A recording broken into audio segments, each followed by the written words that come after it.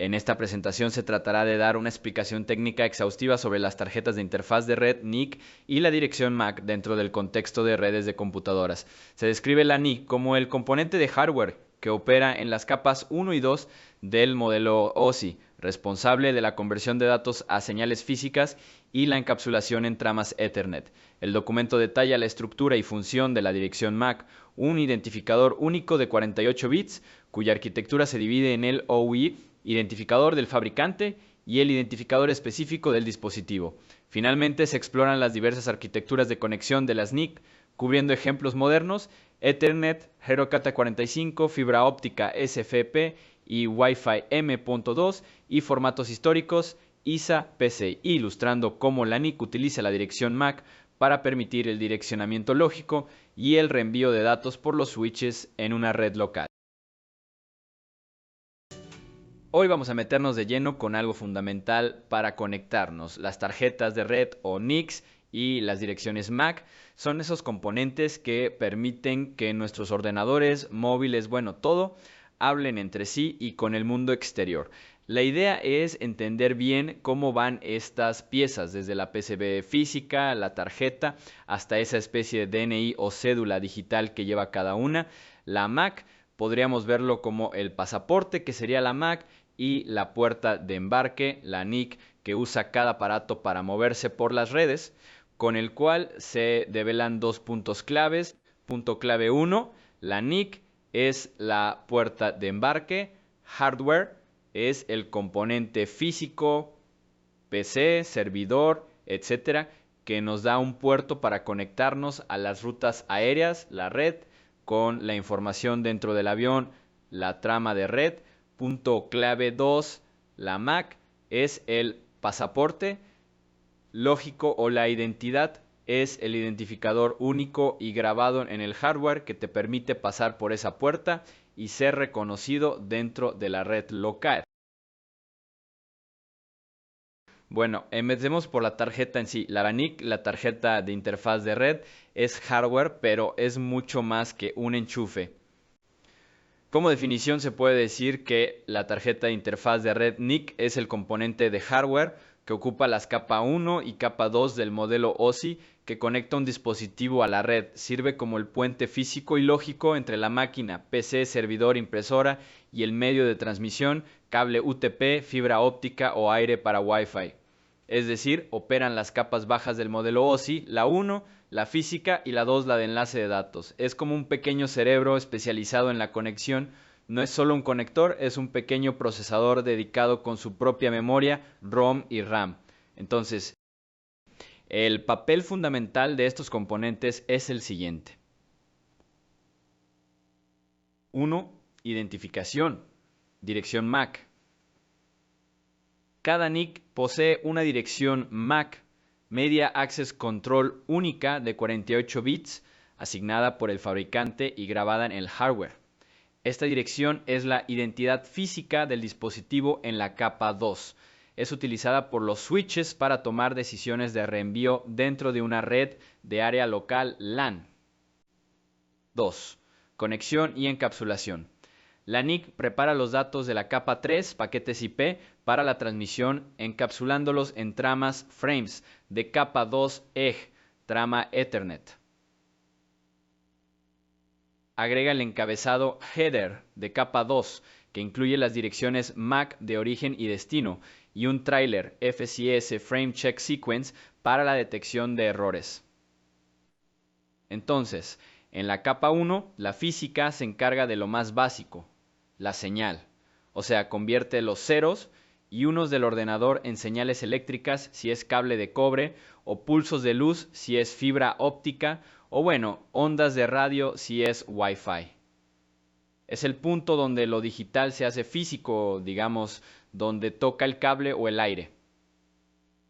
Pero gran parte de sus funciones y trabajo, por así decirlo, está en la capa 2, la de enlace de datos. Aquí es donde coge los datos que vienen de arriba, por ejemplo, un paquete IP, y los mete en un paquete propio de esta capa que llamamos trama. Normalmente una trama Ethernet o de red. La trama de red es como meter una carta en un sobre Y ese sobre, la trama, no lleva solo la carta dentro, esta lleva direcciones y cosas, lleva las direcciones físicas, la dirección MAC de origen, o sea, la de la propia tarjeta que envía, y la MAC de destino. Y también añade una cosa al final, la secuencia de verificación de trama o secuencia de chequeo de trama o FCS para detectar errores. La función del FCS es para que el receptor pueda comprobar si el sobre ha llegado bien o si se ha dañado por el camino. Y lo más importante, cada NIC viene de fábrica con su dirección MAC grabada, esos 48 bits que son únicos en el mundo, su DNI para la red local. Veamos entonces que, ya vista la parte física, la NIC, el puerto de embarque, centrémonos ahora en el pasaporte, la dirección MAC. Hay que distinguirlos bien, ¿eh? Una cosa es el hierro y otra la dirección lógica que lleva grabada. La dirección MAC, Media Access Control, es el identificador único e inmutable de 48 bits, 6 bytes, grabado en la ROM de la NIC. Se representa en formato hexadecimales, por ejemplo 001A, 2B, 3C, 4D, 5E. Estos 48 bits se dividen en dos partes. Primeros 24 bits, OUI, Organizationally Unique Identifier, asignados por la IEEE o un fabricante. Ejemplo, 001A2B podría pertenecer a Intel. Y los últimos 24 bits son asignados por el fabricante a esa tarjeta específica, garantizando que no haya dos MACs iguales en el mundo.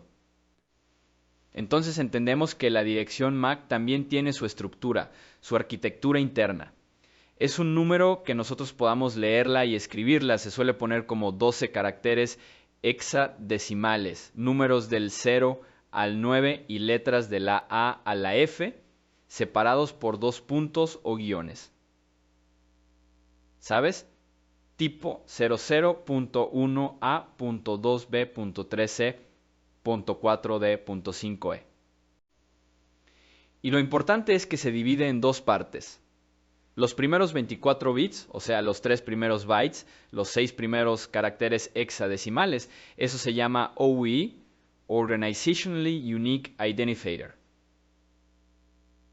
identificador único organizacional. Este trozo lo asigna una entidad mundial, la IEEE, a cada fabricante de NIC. Por lo tanto, si veo una MAC que empieza por, no sé, 00.01.1.2B, sabes que esa tarjeta la ha hecho Intel. O si empieza por 3C.5A.4, es de Apple. Es como el prefijo del fabricante, te dice quién la hizo. Y la otra mitad, los otros 24 bits, esos ya los asigna el propio fabricante. Cada empresa que tiene un OUI se encarga de poner una numeración única a cada tarjeta que fabrica con ese OUI. Y juntando las dos partes te aseguras de que no haya dos direcciones MAC iguales en todo el planeta. Esa es la teoría, sí. Es un sistema de coordinación global que se montó hace ya décadas y que, bueno, es la base para que miles de millones de dispositivos de red se puedan identificar de forma única, y es bastante impresionante que funcione. Ahora veamos las diferentes NIC más típicas. La que casi todos tenemos es la NIC Ethernet de cobre, la del conector RJ45. Hoy en día lo normal es que venga ya en la placa base del ordenador. A veces lo llaman LOM, LAN on Motherboard, pero también las hay como tarjetas aparte que pinchas en una ranura PCI. Esto se hace a veces si quieres más velocidad, ¿no? Como 2.5 gigas, 5 o incluso 10 gigabits por segundo. Y por fuera, pues el puerto RJ45 para conectar el cable de red de par trenzado. Aquí sí que ha habido evolución. Empezamos con 10 o 100 megabits por segundo, el Fast Ethernet con cables Cat5. Luego el estándar que tenemos ahora casi todos, 1 gigabit por segundo, que va bien con Cat5e o Cat6, donde el gigabit Ethernet fue un gran salto. Pero para ir más allá, a 10 gigabits por segundo sobre cobre, ya hacen falta cables mejores, tales como el Cat6a o Cat7. Y esto no es capricho, es que a 10 gigabits la señal es muy sensible a las interferencias entre los propios pares del cable. Eso se llama diafonía o crosstalk en inglés. A más velocidad, más fácil es que un par meta ruido en otro, sobre todo si el cable es largo. Los cables de categoría superior, como Cat6a o 7, están mejor apantallados y trenzados para evitar precisamente eso. Entonces dejamos el cobre y pasamos a la luz las NIC de fibra óptica. Estas ya son menos comunes en casa, son más de empresa y centros de datos. Ahí lo que se busca es sobre todo más velocidad y poder cubrir distancias mucho más largas que con el cobre. Suelen ir en ranuras PCI que den mucho ancho de banda como X8 o X16 porque claro, mover 10, 40, 100 gigabits por segundo necesitan una buena autopista dentro del ordenador. Y lo curioso es la conexión externa. La tarjeta en sí suele tener como una jaula metálica vacía. Una jaula, un hueco. Ahí es donde metes un módulo pequeñito que se llama transceptor. Los más conocidos son los SFP-PLE para 10 gigabits por segundo o los QSFP para 40 o 100 gigas o más. O sea que no es la tarjeta la que se conecta directamente a la fibra.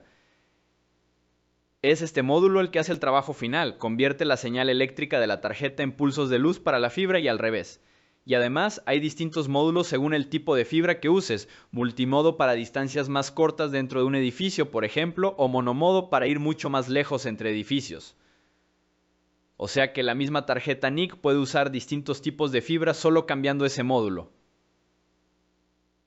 Pues imagínate un servidor importante en un centro de datos, podría tener una NIC con dos de estas jaulas SFP-PLE, podrías ponerle dos módulos iguales y conectarlos al mismo switch para tener el doble de velocidad usando LACP o para que si falla un cable siga funcionando por el otro, o podrías poner un módulo para fibra multimodo para conectar al switch de al lado y otro monomodo para una conexión directa a otro equipo que esté lejos.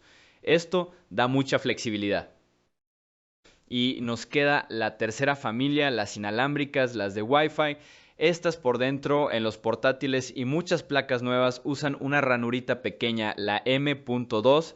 En los de sobremesa pues pueden ser tarjetas PCI, que a veces lo que llevan dentro es una tarjeta M.2 adaptada, o también los típicos pinchos USB Wi-Fi. Su conexión son las antenas y el medio es el aire. Usan las bandas de radio de 2.4 GHz, 5 GHz, ahora incluso 6 GHz con el Wi-Fi 6E. Y lo de las antenas múltiples no es solo decoración, usan una tecnología llamada MIMO, que significa Multiple Input, Multiple Output. Les permite enviar y recibir datos por varias antenas a la vez, como si tuvieran varios carriles. Esto mejora mucho la velocidad, el alcance y la estabilidad de la conexión, sobre todo si hay paredes o muchas otras redes cerca. También se habla de NICs con varios puertos, las hay de los dos tipos, de fibra o también las hay de cobre. Son muy comunes en servidores o en equipos de red como routers o firewalls potentes. Por dentro, igual que las de fibra rápidas, necesitan una buena conexión PCI X8 o X16 para poder mover todo el tráfico de sus puertos, y por fuera pues tienen varios conectores iguales. Lo normal es verlas con 2 o 4 puertos, ya sean Arrow Diagon T45 o jaulas SFP Pool o QSFP. ¿Y para qué querría yo, por ejemplo, 4 puertos RJ45 en un servidor? ¿No basta con uno? Pues tiene dos ventajas principales que suelen ir juntas: más rendimiento y tolerancia a fallos. Puedes usar un protocolo que se llama LACP, Link Aggregation Control Protocol. Esta permite agrupar varios puertos físicos para que funcionen como uno solo lógico, pero más gordo. Si tienes esta tarjeta de 4 puertos de 1 GB y la conectas a un switch que también soporta LACP, puedes crear un enlace lógico de 4 gigabits por segundo. Ojo, no es que una sola transferencia vaya a ir a 4 GB, sino que el servidor puede manejar más conexiones a la vez, suma el ancho de banda total. Y lo más importante, si uno de esos 4 cables se rompe o lo desconectas, la comunicación sigue funcionando por los otros 3 sin que se corte nada. Eso es la tolerancia a fallos, muy importante para un servidor, fundamental para la continuidad. Es una forma inteligente de conseguir más capacidad y seguridad sumando componentes estándar. Otra cosa fascinante es que si damos un pequeño viaje al pasado que a veces ayuda a entender el presente, antes de mediados de los 90 la cosa era diferente. Las tarjetas se conectaban por dentro con el bus ISA, era muy lento comparado con lo de ahora. Una muy popular era el cable coaxial fino, como el de la antena de tele antigua, pero más fino. Se llamaba ThinNet o 10 Base 2. Usaba conectores BNC con unas piezas en forma de T para conectar cada PC. Era una topología en bus, un solo cable que iba de PC en PC. Y eso suena a que si fallaba algo, fallaba todo. Por ejemplo, si se rompía el cable en un punto o alguien desconectaba su PC sin poner una resistencia especial, un terminador, en la T, le decíamos adiós a la red. Era un infierno para encontrar el problema. La alternativa más seria era Token Ring de IBM. Era más fiable, usaba una topología en anillo lógico donde un testigo daba permiso para hablar, pero era más cara y compleja. Y usaba unos conectores enormes, los DB9. Pero llegó la revolución con el bus PCI y el Ethernet que conocemos. El bus PCI fue un salto brutal en velocidad interna y además trajo el plug and play que facilitó mucho instalar las tarjetas. Coincidió con la popularización del Fast Ethernet, los de 100 megabits por segundo, y ahí se impuso el conector RJ45 y el cable de par trenzado, el UT-PCAT5. Y muy importante, se adoptó la topología en estrella, donde cada PC conectado a un cacharro central, primero los hubs, que eran más tontos, y luego switches. Y los portátiles, pues usaban unas tarjetas que se llamaban PCMCIA, que luego pasaron a llamarse PC Card. Eran como una tarjeta de crédito gorda que metías en una ranura lateral. Como eran tan finas, no cabía el conector RJ45. La solución habitual era un cablecito adaptador, un dongle que salía de la tarjeta y tenía el puerto RJ45. Y ahora, como enlazamos o pegamos dos computadores, ¿cómo se hace eso? Pongamos un ejemplo para verlo claro. Dos PCs en la oficina conectados al mismo switch. PCA quiere mandar algo a PCB. El PCA sabe la IP de PCB, por ejemplo, la 192.68.20. Pero para mandar la trama por el cable necesita la dirección física, la MAC de PCB. Pero, ¿y cómo la sabe? Entonces respondemos a esa pregunta. Usa un protocolo auxiliar que se llama ARP, ahora lo vemos, pero supongamos que ya la sabe la MAC de PCB. Entonces la NIC de PCA, que tiene su propia MAC, monta la trama Ethernet, pone como MAC de destino la de PCB, BB, como MAC de origen la suya, AA, mete el paquete IP dentro y la manda por el cable al switch. ¿Y el switch qué hace? ¿La manda a todos lados? No, eso lo hacían los hubs antiguos, que eran tontos. Los switches son listos. El switch recibe la trama, mira solo la dirección MAC de destino, BB, tiene una tabla interna que se llama tabla CAM, como una agenda, ahí apunta qué dirección MAC ha visto conectada en cada uno de sus puertos físicos. Entonces consulta su tabla, a ver, la MAC BB, ¿en qué puerto está? Si la tabla dice que está en el puerto 5, el switch reenvía la trama únicamente por el puerto 5. Y los demás PCs ni se enteran, no hay colisiones. Las MAC son la clave para que los switches puedan dirigir el tráfico de forma inteligente dentro de la red local. Por otro lado, se ha dicho que las MAC son únicas, pero también que hay una dirección MAC especial, la que son todo FF. ¿Esa para qué es? Esa es la dirección de broadcast, de difusión. Es una dirección reservada que significa para todos los que estén en esta red local. Cuando una tarjeta envía una trama con esa MAC como destino, el switch no la busca en su tabla CAM para mandarla a un puerto concreto, lo que hace es copiarla y enviarla por todos sus puertos activos que pertenezcan a esa misma red local. Es decir, es como gritar en una habitación para que te oiga todo el mundo. Es el megáfono de la red local. Se usa para cosas que necesitan llegar a todos, como por ejemplo el protocolo ARP. Entonces, ARP es la pieza que conecta el mundo de las IPs que son de capa 3 con el de las MACs de capa 2. Vamos a separar cómo funciona. ARP son las siglas de Address Resolution Protocol, protocolo de resolución de direcciones. Su trabajo es traducir una dirección IP que conocemos a la dirección MAC física que le corresponde, pero ojo, solo dentro de la misma red local. Volvamos al ejemplo específico, PCA IP 10.192.168.is, MAC AE quiere hacer ping a PCB IP 10.192.168.20. ¿Qué pasa paso a paso? A ver, el sistema operativo de PCA crea el paquete IP del ping, pone IP origen 1.10, IP destino 1.20. Eso es capa 3. 2, se lo pasa a la NIC para que lo envíe. La NIC dice, vale, necesito la MAC de destino, la de la IP 10.192.168.20 para montar la trama Ethernet de capa 2. Lo primero que hace es mirar en su memoria caché ARP, ahí guarda las traducciones IP MAC que ha aprendido hace poco. Supongamos que no encuentra la entrada para 92.10.168.20. No sabe qué MAC tiene esa IP. Aquí entra ARP. La NIC de PCA crea una petición ARP.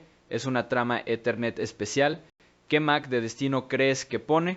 La de broadcast, la de todo F, y el mensaje que va dentro de esa trama es básicamente: oigan, ¿quién de vosotros tiene la dirección IP 10.192.168.20?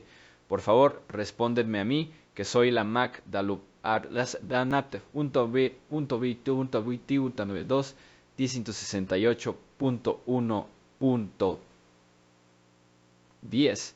Y eso, como es broadcast, el switch lo manda a todos los puertos.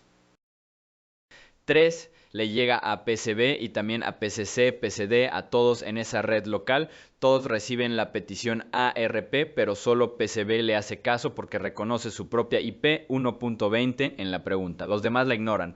PCB prepara entonces una respuesta ARP y ¿esta respuesta también es broadcast? No, esta ya es directa, unicast. Va dirigida solo a la MAC que preguntó, la de PCAA, así que la trama de respuesta lleva MAC de destino AA, MAC origen BB, la de PCB, y el mensaje dice, la IP 1.20 la tengo yo y mi MAC es BB. 4. PCA recibe esta respuesta directa, ya tiene la traducción que necesitaba 1.20, se corresponde con la MAC BB, guarda esta información en su caché ARP para no tener que preguntar otra vez durante un rato. 5. ¿Y ahora ya puede mandar el ping original? Ahora sí. Coge el paquete IP del ping que tenía esperando, crea la trama Ethernet definitiva poniendo como MAC de destino la de PCB-BB, como origen la suya AA, y la envía al switch. Y el switch, como ya sabe dónde está la MAC BB, la manda derechita al puerto de PCB. Entonces el proceso se ha completado. Queda claro que ARP es vital para hablar dentro de la misma red, pero se ha insistido mucho en dentro de la misma red local. ¿Qué pasa si quiero mandar algo a un servidor de Google, por ejemplo? Su IP no está en mi red, ARP solo funciona en la red local, no atraviesa routers. Cuando tu PC quiere mandar un paquete a una IP que no pertenece a su propia red, como una IP de Google, se da cuenta de que el destino está fuera. En ese caso no intenta averiguar la MAC del servidor de Google con ARP, sería imposible. Lo que hace es mirar cuál es su puerta de enlace o gateway configurada. Normalmente es la dirección IP del router que te da salida a internet. Y entonces usa ARP, sí, pero para averiguar la dirección MAC de ese router, de su puerta de enlace. Una vez que tiene la MAC del router, crea la trama Ethernet con la MAC del router como destino, pero ojo, el paquete IP que va dentro sigue teniendo como destino final la IP de Google, le manda el paquete al router usando la MAC del router, y ya será el router, que es un dispositivo de capa 3 y entiende de IPs y de redes distintas, el que se encargue de mirar la IP de destino final, la de Google, y reenviar el paquete hacia la siguiente red en el camino a internet, pero eso ya es enrutamiento, otra historia que va más allá de las MACs y ARP. Entendido, la MAC y ARP son para el barrio, para la red local. Para salir del barrio hablamos con el portero, el router, usando su MAC. Bueno, para concluir, pues creo que hemos hecho un buen repaso. Hemos visto que las NICs son esa puerta física y lógica a la red, con sus distintos sabores, cobre, fibra, Wi-Fi y cómo han ido evolucionando. Y luego está el pasaporte, la dirección MAC, esos 48 bits únicos con el OUI del fabricante, que son esenciales para que los switches sepan a quién entregar cada carta dentro de nuestra red local. Y ARP es el traductor imprescindible que conecta el mundo de las IPs con el de las MACs en ese entorno local. Entender todo esto nos ayuda a visualizar mejor cómo se mueven los datos ahí cerca, cómo nuestros cacharros tienen identidad y se hablan unos a otros Para cerrar, una reflexión que surge de esto de las Macs únicas y grabadas en el hardware son como un DNI físico del dispositivo, ¿verdad? Persistente. Si pensamos en las redes Wi-Fi, donde las señales viajan por el aire, ¿qué implicaciones de privacidad tiene que esta dirección MAC pueda ser escuchada por cualquiera que esté cerca con el equipo adecuado? Solo por estar ahí, tu móvil o tu portátil podrían estar emitiendo señales que incluyen su MAC, aunque no estés conectado a ninguna red. Sería como ir por la calle con el DNI pegado en la frente, visible para todos. Necesitamos identificadores únicos para que la red funcione, pero eso mismo puede facilitar el rastreo de dispositivos y por extensión de personas. De hecho, es un tema tan relevante que los sistemas operativos modernos, sobre todo en móviles, ya implementan técnicas de aleatorización de MACs precisamente para mitigar este problema. Cambian la MAC que anuncian de vez en cuando para no ser tan fácilmente rastreables. O sea que se busca un equilibrio, algo en lo que pensar sobre la visibilidad quizá no deseada de nuestras identidades digitales físicas.